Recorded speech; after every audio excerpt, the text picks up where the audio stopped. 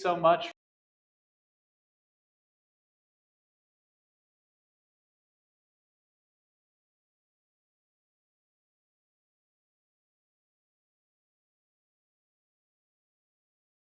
Italian roast called Modernist Espresso. Next month's speaker is going to be Deborah Hahn, Associate Professor of Geography at Emporia State University, who will be speaking about how the Columbian Exchange transformed the material cultures throughout the world. Also coming up in 2 weeks, we have Senior Wednesday on March 5th, when Susan Orr, an Associate Professor of History at Kansas State University, will be giving a talk called Deporting the Red Menace, Russian-Speaking Radicals in the First Red Scare. Today, we're delighted to host Brent Maner, Associate Professor of History at Kansas State University. He was planning to be here in person, but obviously the road conditions were a little bit dicey today, less than ideal for a 2-hour drive. So we really appreciate him being flexible and giving a virtual presentation today here. Professor Maner has been in Manhattan, Kansas since 2002. He received his PhD in history from the University of Illinois and has spent lots of time in Germany over the years. He has received research grants from the German Academic Exchange Service and the Fulbright Commission. He's currently working on a research project about perceptions of the Berlin Stock Exchange in the 19th century, and he hopes to spend a good portion of the next academic year in Berlin to pursue that project. His earlier work has been about museums and archaeology in Germany. In 2018, he published Germany's Ancient Pasts, Archaeology and Historical Interpretation since 1700 from the University of Chicago Press. And his talk today will draw from that book. Without any further ado, please welcome Professor Brent Maner.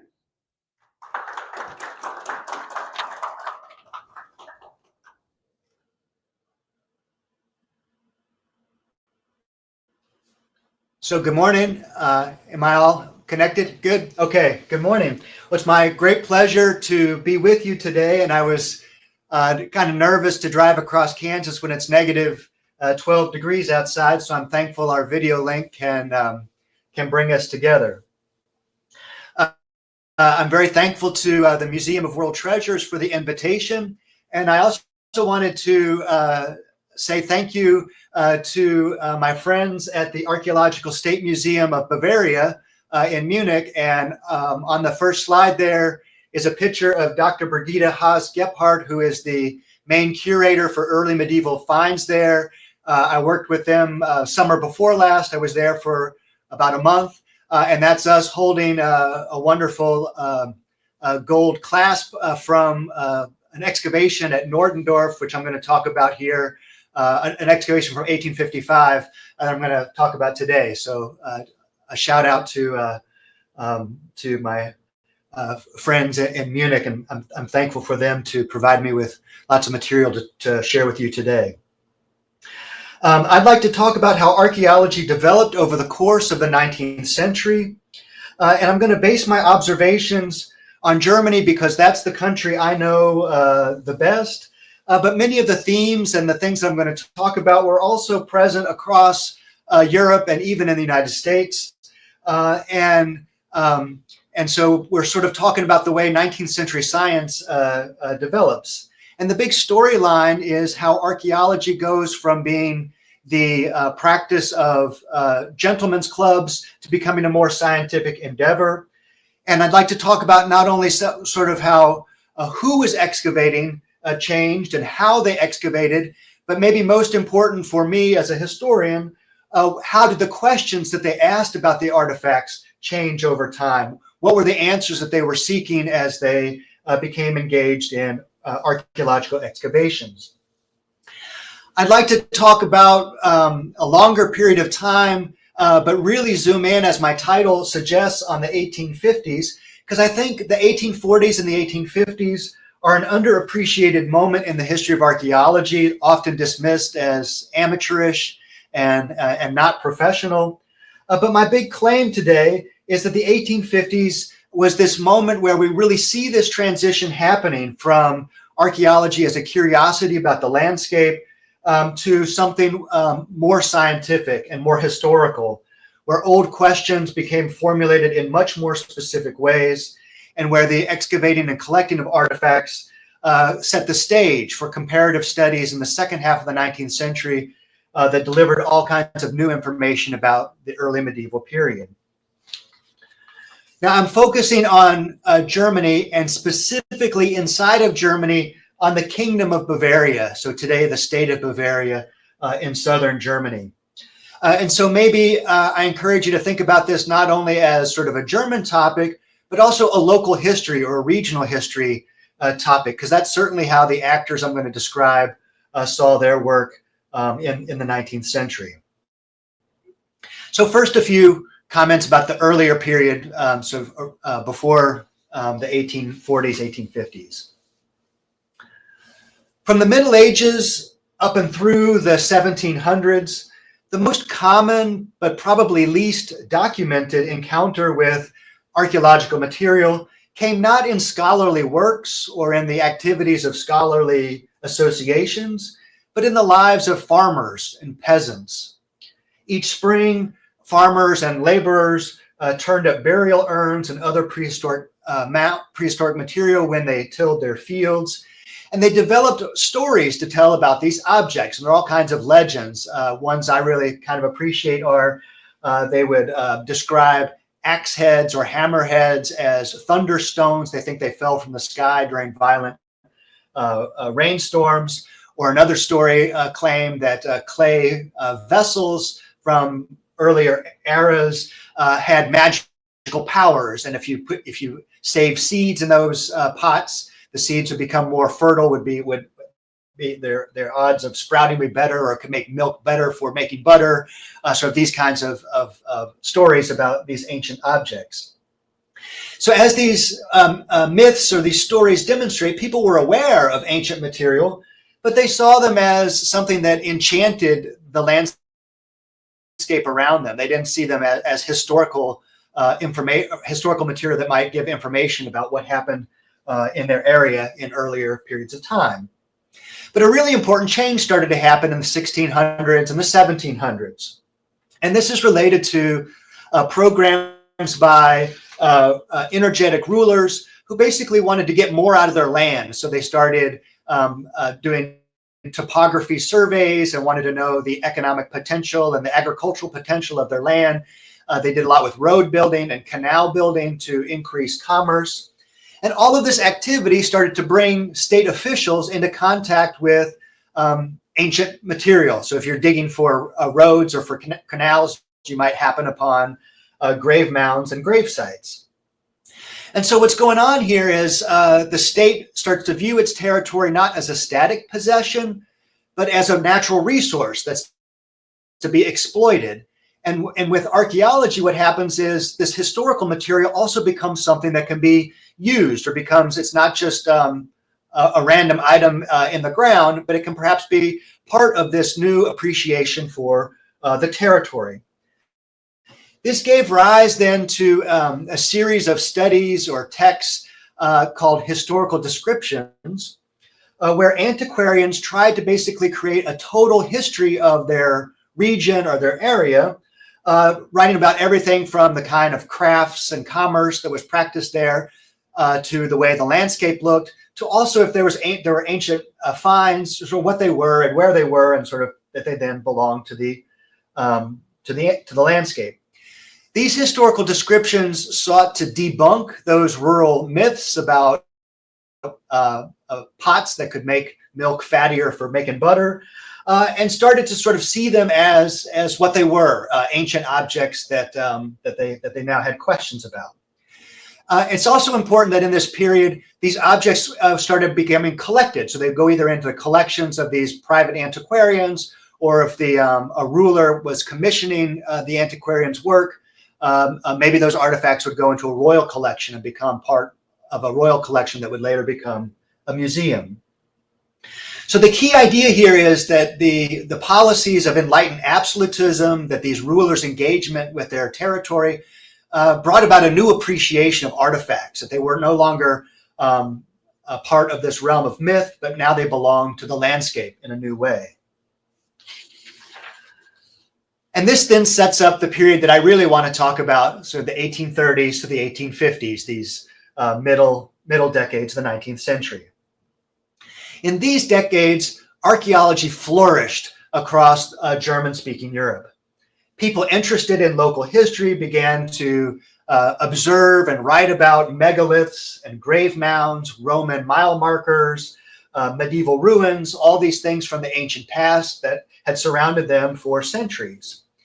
The people that did this were largely educated men, pastors, teachers, state administrators, and other sort of gentlemen who engaged in these activities.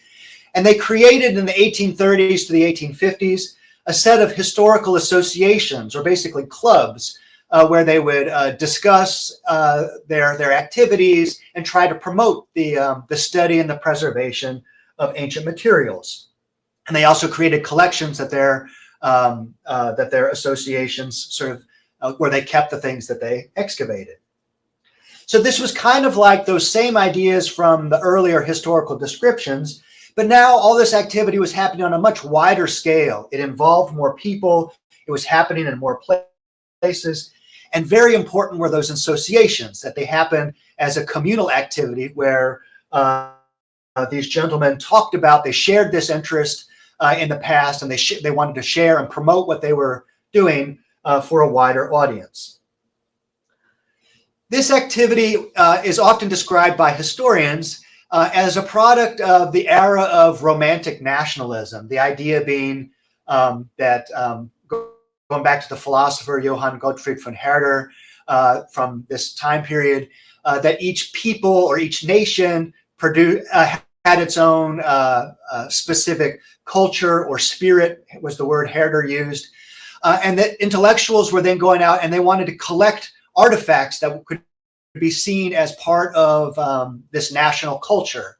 So people started writing about the specific architecture of France or of England or of Germany, or maybe the most, probably the most famous example of this, and the one that I'm sure you're familiar with, is this is the same era where the Grimm brothers were interested in folklore studies and linguistics, and they produced their German dictionary and also, of course, their collection of German legends and their collection of German fairy tales.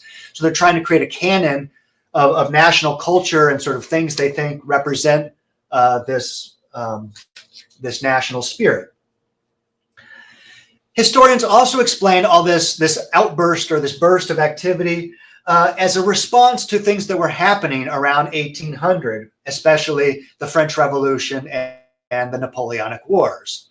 So if the French Revolution disrupted politics by attacking monarchy and introducing new ideas about politics and society, and the Napoleonic Wars were a long period of dislocation and destruction and damage by the war, that people started to think about the past as perhaps being fragile or threatened, that, you know, if modern day is changing things and disrupting things, we might lose the past.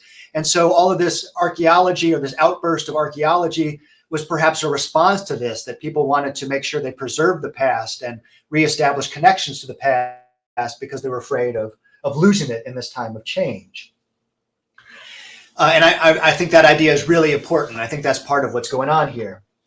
And we see that in the activity of that was going on in the Kingdom of Bavaria then in the 1830s to the 1850s. The state government sponsored and supported the activities of several historical associations. Indeed, King Ludwig I of Bavaria in the late 1830s decreed that each district of the kingdom should have its own historical association to research the local past, including its archaeology, and that they thought that this activity would sort of foster a relationship between the subjects of the kingdom and the kingdom itself, by starting to think about it as this historical entity with a past that went way back into the early Middle Ages. One of the biggest of these associations was a group called the Historical Association for Upper Bavaria. So its headquarters or its center was in the capital city of Munich, capital of Bavaria, but it involved over 350 people that were not just from Munich, but from around there.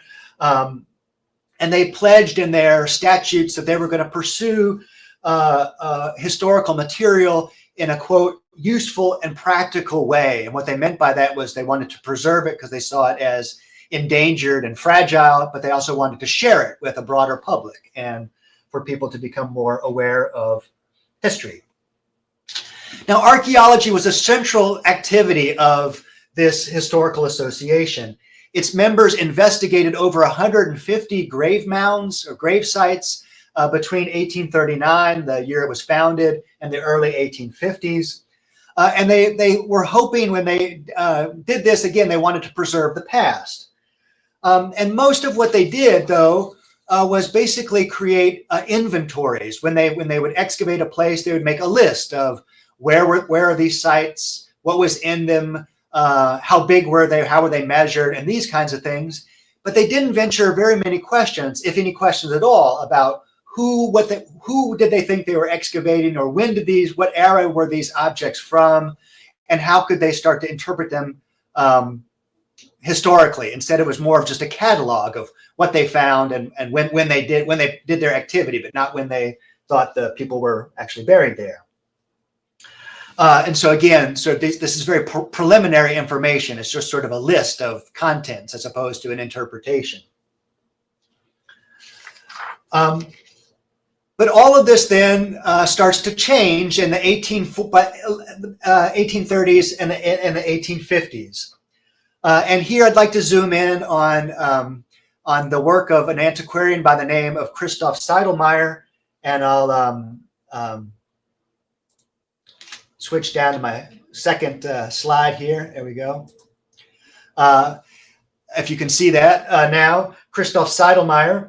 And he's not he's not a famous 19th century archaeologist by any stretch of the imagination. He's an important local figure, perhaps, but not well known. But he's really important to me and to sort of this story of the development of archaeology, because there's a really incredible set of documents related to his activity, and that's where I'm going to draw what I'm drawing on in my next part of this talk. So Christoph Seidelmeyer was an administrator of the state. He was a border agent for the Kingdom of Bavaria, so he processed tariffs on goods that passed in and out of the Kingdom of Bavaria, and monitored the passage of people and goods as it crossed the borders. And he was assigned in the 1830s to the area kind of close to Salzburg, so today the border between Germany and Austria. And he heard of an archaeological find or a discovery near the town of Friedolfing, a small village. It's about 6 miles north of Salzburg. Once he heard of this, he undertook excavations there, in part because of his contact with the Historical Association of Upper Bavaria. And he uncovered over 200 skeletons, swords, and jewelry. And it was really a spectacular find in this one location. Even the king complimented Seidelmeyer on this activity, thought it was really amazing. There's a bunch of letters written back and forth between Seidelmeyer and the cultural ministry, both describing the finds and the state expressing its appreciation for Seidelmeyer's activity. What's interesting, though, is that over the course of the next 20 years, a hotly contested debate raged about what these finds were, and the different groups or different interpreters told different stories. So one interpretation saw this as we're not really sure what it is, but we're sure that it's a Germanic find, a German find from the early medieval past. Another interpretation claimed, no, we know exactly that it's this specific tribe, a tribe called the Bavarian, and that's who this is. And then a third interpretation claimed that these objects were much older than the early Middle Ages, and they were Celtic and not from a completely different era. And also some of the interpretations saw this as a graveyard that came about because of a battle. All the dead sort of happened in a short span of time because of a battle, whereas the Bavarian interpretation said that this was actually a cemetery that was filled over the course of 200 years and represented a long period of settlement and burial practices. So they're starting to ask questions about who they're excavating, but they don't have answers yet. they're contesting these interpretations. And these kinds of questions could only yield or deliver more confident answers if the interpreters had more information. And that's exactly what all these historical associations were providing with their sort of accumulation of more and more sites and their inventories of those sites. They could start to compare sites and kind of talk about, well, what kinds of things are found in these sites? How are they geographically distributed? And then maybe we can draw conclusions about which peoples are inhabiting which areas and sort of what are the characteristics of their burial sites. And a crucial site that delivered just a bonanza of material for these kinds of questions was a second site where Christoph Seidelmeyer was also involved in, and that's outside of the village of Nordendorf, or the town of Nordendorf, which is located about 60 miles northwest of Munich, or really close, 18 miles north of the city of Augsburg, if you know where that is. If you've traveled in Germany some and taken a tour of the Romantic Road, so Rothenburg up there, Tauber, and Nordlingen, these really beautiful German villages. Nordendorf is just right off the Romantic Road. It's in that part of northern Bavaria. So anyway, so there was the construction of a railway line between Augsburg and another town, and outside of Nordendorf, they strike in their digging. They strike upon a large grave site. Initially, the Historical Association carries out some excavations there. They uncover almost 200 graves. It's a really big, spectacular find. There are some initial interpretations, kind of like what happened at Fridolfing. There's, is this Alemannic? Is this Germanic? There's also a Celtic and a Roman interpretation of the site. In order to try to figure all this out, the Bavarian Cultural Ministry hires Christoph Seidelmeyer from Fridolfing to come to Nordendorf and carry out a new set of excavations and try to answer some of these questions. And so he's there in the mid 1850s, 1854, 1855. And what's amazing is that Seidelmeyer kept a detailed excavation diary for the months when he was there. And this museum in Munich that I mentioned at the outset, the Archaeological State Collection, possesses this this excavation diary. And this is what I've worked with and am writing about. And it's just a really amazing up-close view of sort of day by day what was happening at the site. It's over 150 pages long. It's kind of hard to read because it's in a special handwriting that people used in the 19th century that modern readers have a hard time reading. But it's totally worth it to try to decipher it because it's just so packed with wonderful details. So Seidelmeyer included the things you would expect him to include. So what was found and exactly where was it? But he also included drawings of the layout of the site and the graves, sort of where was excavated, and then he was referring to it as he's opening graves sort of on the map, these locations. And then he also included a series of sketches like the one I have on the slide there on the right of the graves and their contents and how the objects were placed there. So there we see a belt and a sword, an axe head, and some other grave gifts at this one specific site. And so what's amazing here is now in the 1850s, we see that Seidelmeyer is interested in what archaeologists call the in situ or the in-place position of archaeological objects. It's not only interested in this sword is found there, but it matters how is it placed in the grave? Where was it in the grave? And can we compare that to the other graves? And maybe we learn something about the culture with the way people are buried. So burial practices are part of what's being investigated, not just counting the objects or sort of specifying the shape or kinds of the objects. So a new set of information is now being derived from this record. In addition to this, Seidelmeyer also, and maybe I'll just quickly show a third slide. So here, just to kind of alert you to why this was such a sensation. So these are finds that are possessed by that Munich museum from the Nordendorf excavations, from Seidelmeyer's excavations. So in that upper left there, we've got this wonderful metalworking of two clasps.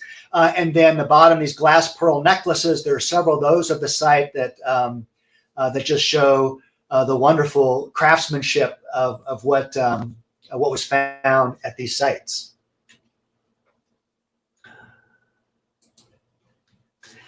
So in addition to describing the graves themselves, Seidelmeyer also included some very entertaining information about the practice of archaeology in his day. For example, did he need permission to dig at these sites? And the answer is yes. He actually talks about going day by day to get permission from the landowners to dig, and his interaction with the engineer that's in charge of the railway expansion. And he's got to explain sort of what's the law regarding possession of objects, but how is it split between landowner and finder and these kinds of things. He makes comments about going into various villages and trying to hire laborers to help him work on the site. And he notes things like it's, the laborers are really on time when it's payday, and other times they're not so punctual in showing up. At several places, he describes sort of emotional responses, how he's excited and anticipated, and sometimes he's frustrated that they go several days without an interesting a new discovery. And then, of course, he's just flowing with enthusiasm when he's describing a new find. So you really get this sense of almost being there with him day by day as he's carrying out this work. And it should be stressed that this site, this excavation, was a sensation. The Historical Association reported that thousands of people traveled to Nordendorf to view the site and the finds in the 1840s and the 1850s. Newspapers reported on both the excavations and also the interpretations. And so by the 1850s, we're also seeing signs that there's a wider interest in history and archaeology, and that there's ways for people to learn about this without, being immediately involved in the excavation itself. So all of those things that were happening in the historical description 50 to 100 years earlier now have a wider audience, and there's a greater awareness and appreciation for the ancient past. Seidelmeyer, kind of like with the Friedolfing finds, Seidelmeyer tried to referee these debates about what was found there, and he tries to sort of say this interpretation is correct about this, and this is wrong, this and that. And he came to the conclusion that what he was working with were neither Roman nor Celtic finds, but something from the era, what we call today the era of tribal migrations, or the migration age. And there he was correct. And he said that through comparative analysis, these finds could not have begun from before the 5th century, and perhaps they lasted well into the 7th century. And that's really quite good. Today, archaeologists, with the knowledge they have today, they date this stuff from the 7th and 8th century. So he's definitely in the ballpark, but maybe off by 75 to 100 years or so. So part of it overlaps of his period, but he's quite close. Today the site is known to be, or understood as, a Merovingian site. So it's more specific than what Seidelmeyer says, but he's clearly, through his comparative analysis, getting closer to figuring out that these road graves are from this period of the age of migrations, and a consensus sort of built around these interpretations over the course of the next 50 years. So again, just to kind of return to my big idea and wanting to show a greater appreciation for the 1850s as an underappreciated moment in the history of archaeology. In many descriptions of the history of archaeology, antiquarians like Seidelmeyer are dismissed as amateurs. the claim is they did more harm than good because by excavating the site without today's know-how, we can't sort of reconstruct the site and have the same detailed information that would be recorded today. And so it's sort of it's a sad thing that so many sites were opened in this earlier era. And I certainly understand that, and I see that perspective. And certainly Seidelmeyer didn't have the technology that 20th century or 21st century archaeologists had. And he didn't have photography at his disposal. We just have his drawings, so his level of detail can't be the same. But clearly there's so much more going on here than sort of treasure hunting or just trying to plunder in order to collect things from these grave sites. We're actually watching a discipline develop, a new field of knowledge that wasn't there in the 1820s, but is there by the 1880s, is now being developed. These questions about the early modern period and what all this means. And so we see that these antiquarians are actually contributing to and developing a new field of both archaeological and historical knowledge. And it's intimately connected to sort of this task that the state provides of supporting those historical associations and wanting to foster historical understanding in order to create patriotism. After all, Seidelmeyer was still an employee of the state and was delivering his finds. Some of them he kept for himself, but some he also delivered to state institutions. So we see then by the middle of the 19th century, this relationship between the state or its employees, these civil servants, and the collection of archaeological material is producing all kinds of new sources, but it's also starting to promote it to a wider public, both through the publicity about the finds, but then eventually also the creation of museums where a public can come and learn about and view these finds. And by the 1850s, this is exactly what was happening.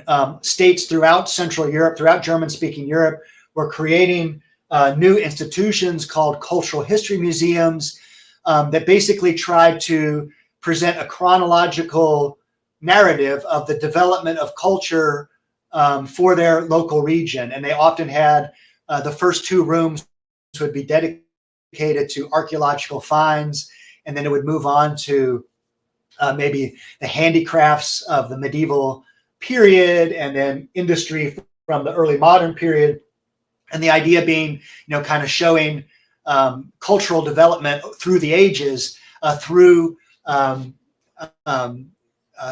artifacts. And so archaeology became sort of chapter one in that story. And by the 1860s, again, these museums were becoming more elaborate, and they were all throughout German-speaking Europe. And by the way, they still exist today. So this archaeology museum in Munich is sort of an outgrowth of a version of that for the Kingdom of Bavaria. And then there's also a Bavarian folklore, the Bavarian National Museum, folklore museum that is from this period exactly. It was the Cultural History Museum for the Kingdom of Bavaria, founded in the 1850s. So over time then, scholars worked with these primary sources from the 1850s, did more comparative studies, communicated with the public through publications and through museum displays. And very interestingly, in the 1860s to the 1880s, there's even a couple examples of extremely popular historical novels that are set in the prehistoric past that sort of want to popularize archaeology through novels, through storytelling, and they become big bestsellers in Germany in the 1860s to the 1880s. And so again, we sort of see an outgrowth of this antiquarian activity is now reaching a much wider audience, and people are sort of imagining and consuming the past in new and exciting ways. So in conclusion then, just to kind of hit this point again about the what I see as the significance and wanting to counteract the underappreciated nature of the 1850s, we see in several areas really important changes. in the area of archaeological practices, not only does Seidelmeyer provide an excavation diary where he keeps a very close record, where we can kind of reconstruct day by day what he's doing and what he's finding, and he describes his practices in detail and describes best practices for not harming objects or damaging objects, but preserving them. There's lots of detail about that in his narrative. But also this all-important observation that Seidelmeyer was interested in the grave complex itself, the way objects were placed, and the way that might tell us about culture. So it's not just the number and kinds of objects, but also their positioning that can kind of deliver information about the archaeological site. And again, this is what archaeologists describe as sort of the in situ, the way things are in place in the ground as they're excavated. This is just crucial information for the later comparative studies. So the practices are clearly developing and advancing in these decades over what was happening earlier in the 19th century, or certainly earlier in the era of the historical descriptions. Second, the kinds of questions are now clearly historical. They want to know, who are we describing, and when did these burials take place, or when did the action happen, the battle or the settlement happen that led to the creation of these historic sites. And again, over time, a comparative study would lead to a more confident knowledge about trying to explain, trying to connect the peoples mentioned in medieval chronicles to archaeological sites, and trying to then document these earlier chapters in the history of Bavaria or other regions in Central Europe. And this was done through the comparative study of archaeological sites and these objects, that this advanced tremendously because of the material that was uncovered and publicized in the 1850s. Then I've also stressed this idea of the audience was changing. So if the historical description is primarily about just this circle of scholars and the royal house that is promoting their activities, by the 1830s to the 1850s, you have these historical associations that are now numbered in the hundreds. Their membership is numbered in the hundreds, and they want to really promote their activities. And now by the 1850s, you have publicity about these finds. And then it also, again, as I mentioned, goes into, becomes museum displays and even narratives in popular novels that a wider population then can consume these stories about the ancient past and learn about this, and it becomes more of a connected part to the way one then thinks about the history of their territory. And then finally, this important observation about the state invests so much more time and financial resources in the institutions that are then going to house, collect, protect, and interpret this material. And that's the rise then in the 1850s and the 1860s of these cultural history museums, many of which still exist today and are important. They become really important institutions from their founding down to the present day. And again, they become sort of scientific centers, both for the preservation, but also the interpretation of these artifacts. And so if things that were excavated in the 18th century, in the main, it is extremely rare that we still know the provenance of objects from that earlier time period. They're just simply lost, or information between the object and where it was found it's just gone. It's not recorded. But things that were excavated in the 1850s and later, because of the record that were kept and this new attention to documenting things, we now have that information. So those objects are much more useful to archaeologists trying to make comparative studies. So again, sort of the scientific ways in which people use and document and research these objects really took off in these decades and continue to develop in the later time. So again, I hope that little snapshot not only makes the case for the 1850s as this important moment in the development of archaeology and historical thinking, but also gives you a greater appreciation for places like the Museum of World Treasures that want to sort of spread the word about artifacts, generate interest in them, help to preserve them, but also help sort of connect people to or spark their imaginations in thinking about them and seeing them not as foreign, strange, or distant objects, but actually objects that we can connect to as things that animate the way we think about our long history of humankind and cultural development. So again, I thank you for your attention and the opportunity to share some of this with you, and to also just sort of publicize the wonderful things that are held in that the Munich Museum, especially those beautiful objects and Christoph Seidelmeyer's excavation diary. So I'd be happy to hear any comments or questions and keep talking about this with you if there are thoughts or questions. Thank you.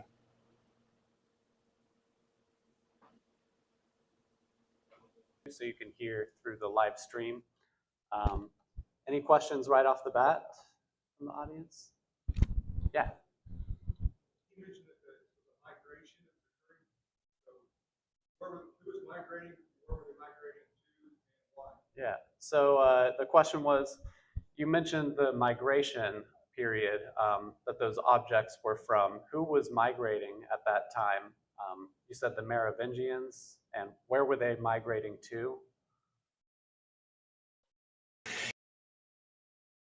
So the age of migrations, so roughly from the 5th century up through the 9th century, so the 400s through the 800s. Yeah, it's a series of movements of peoples. Sort of some of the migration is north south, some of it is east west. The tribes that are coming into Bavaria these are largely sort of north, south, east, west migrations. And one of the things that's really important to note that I didn't have sort of the space to develop too much in this talk is in the 19th century, these groups were very much seen as coherent, static peoples that moved from, say, northern Germany to the south and then established themselves on the frontier with the Roman Empire. And they didn't change much as they moved, and they brought this culture here. Historians and archaeologists today see all this as much more fluid. We shouldn't sort of think about these tribes as unchanging, coherent peoples that are the same from over the course of 200 or 400 years, and they move in totality from one place to another. But peoples interact with peoples that are already settled there. And so we should really understand Frankish culture or Alemannic culture or Merovingian culture as a synthesis of sort of these tribal cultures, as well as Roman influences and influences with sort of other groups. And so if in the 19th century, the tribes were really seen as sort of ancestral groupings that then led to the Swabians of their day, they sort of would have used that kind of language. Most interpreters today view things as much more as being sort of more fluid, that peoples are already sort of in formation, and it comes through these interactions that's really important. And that's one of the things that archaeologists pay more and more attention to as the decades go by. But yeah, that's a really rich question. Thank you.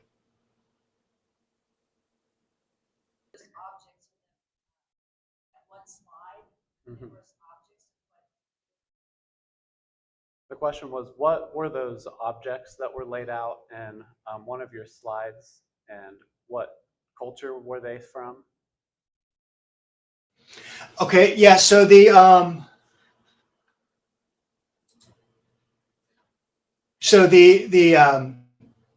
I'm not sure if you could see the same slide that I've got up there. So on the left, that little inset box, that's actually a picture from a set of artifacts from the British Museum from the early Middle Ages, and some of them are from Nordendorf, and some of them are not. And I didn't cover this in the slide, but it's kind of interesting. There was also a market for these objects in the 19th century, and there were bidders wanting to buy and acquire for other museums. And so in the 1860s, there was an agent from the British Museum who wanted to acquire some of this. And so this is an interesting slide because it shows a comparison of these kinds of finds from multiple sites, and some of them are from Nordendorf. Most of these are clasps, so metal clasps that would have, so for a garment, would have been a pin that was both to signify sort of decoration, but also had the function of pinning the garment together. Some of them, the narrower ones, sort of over to the right, usually they don't still have the pin because that's rusted away or broken off or whatever, but they would have had a pin. Others of them sort of had sort of hooks on them where they would have been sort of gone into something like a buttonhole. But those are mostly clasps for garments that were both decorative and functional in holding a garment together.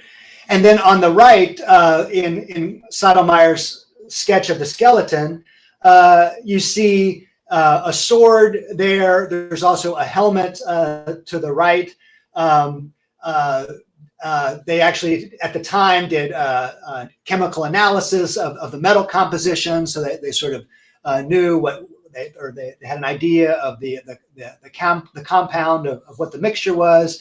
And then there's also an axe head. That's the little rectangular figure to the body's right, our left.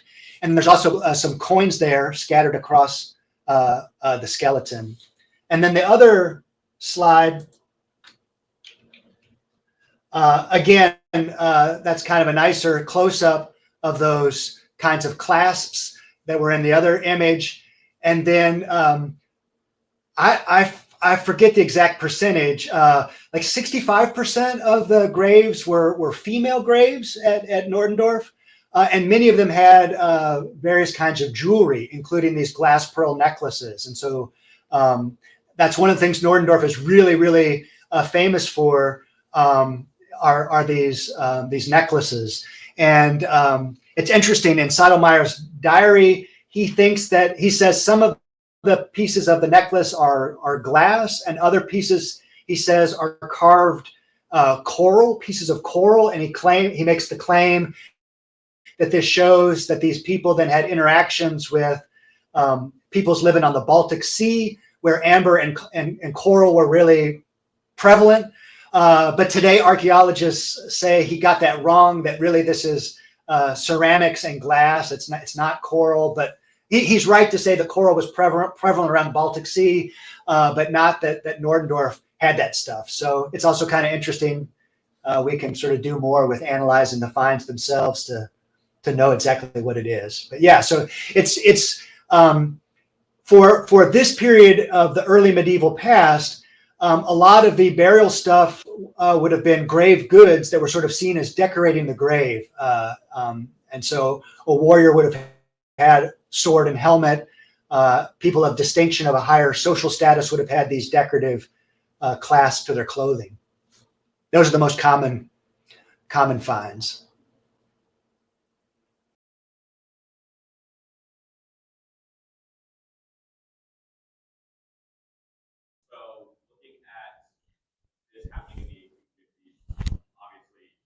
Before reunification of Germany. So did these archaeological finds have any sort of effect or play on the way people talked or viewed about German unification? So his question was, this happening before German unification in the 1850s, did these findings and all the discussion around them have any effect on the nationalist ideas and the unification of Germany that came afterwards? That is a big, wonderful Fantastic question, and not to do too much self-promotion, but if you check out my book, I do. That's where a lot of this goes. One of the things that's really important is in these decades, um, it's those regional kingdoms and those regional states that are promoting this, and so a lot of the interpretation sort of connects to solidifying regional loyalties and not a national language. And if you kind of think about the idea of tribes, that lends itself to this regional thinking that the Bavarian kind of become the Bavarians, or if other regions can kind of trace tribal origins to understanding their regional identities. And then after the in the 1870s, so after German unification in 1871, it's very interesting that in the realm of culture, so the historical novels, for example, they treat all that stuff as, yes, these are ancient Germans, and it becomes national. But in the museums, especially where people are kind of working with that scientific information, they're actually very hesitant to just quickly assign an umbrella national label to all this stuff, because they actually want to explain the specificity of these different peoples. And so they're actually hesitant to make all this just sort of become a German history. But in the popular mind, that's largely what happens. There's a novelist named Felix Dahn who writes dozens of these novels, and he's a very staunch German nationalist. And that's very much where he's going, is that this is about the bravery of ancient Germans, the fighting prowess of the ancient Germans, and all that kind of stuff. But the more professional archaeologists, they kind of appreciate the publicity that they get, but they hold on. They're more hesitant in venturing sort of those blanket nationalist interpretations. It's also really interesting that this kind of archaeology remains the preserve of those regional museums. To this day, there is no German National Archaeology Museum. It all still happens at the regional level. So the German states have regional offices of historical preservation. Interesting. Thank you. Any other questions? I've got one for you, Dr. Maner. You mentioned a couple of historical fiction novelists who were really popular at the time in the 1850s. Are there any books that stand out to you or that had an especially long-lasting impact on the culture from that time? Yes, the most famous one. So I mentioned a second ago Felix Dahn, D-A-H-N. So Felix, F-E-L-I-X-D-A-H-N, Felix Dahn. He wrote his most famous. He wrote dozens of these. His most famous one is called in German Ein Kampf um Rom, the struggle for Rome, and it's set sort of the decline of the Roman Empire. And it was a huge bestseller, and it came out. It was published, I think it was 1876, so it's after German unification, and it very much is part of this era of this nationalist moment where there's also some anti-Catholic bias in the new German Empire, and so it's kind of telling the story of Germanic tribes against Roman influence, and that's sort of a mirror for Germany versus Protestantism versus Catholicism, sort of all these in Germany versus France, Protestant country versus Catholic country, sort of all these themes kind of come out, but it's set in this early medieval period, and that book was read by the educated elite. It was extremely widely a bestseller, if you will, and subsequently. Because it was sort of so plugged into those nationalist themes, it had a really long lifespan, even into the present day. So in the Nazi period, that book was really popular. In the post-war era, there are at least 2 film versions of that novel that kind of, I don't know if it quite has the status of like The Sound of Music does for the United States, but if you were watching TV in the 70s, you knew the struggle for Rome. That was something that came on TV every year. So that's still a reference point. But again, Don wrote dozens of those novels, but that's the one that's definitely the most famous. And then one of the ones that I find really interesting is there were a couple children's books by a guy named David Weinland, Weinland. One of them's called Rulaman, and Rulaman is this little prehistoric character that grows up and then kind of reappears in different prehistoric periods. And there's sort of these action-packed children's books that were also really popular. And they're from earlier. They're from the 1860s, early 1870s. But they were also at the time very popular. And I think they're still actually in print. Rulaman's definitely still in print.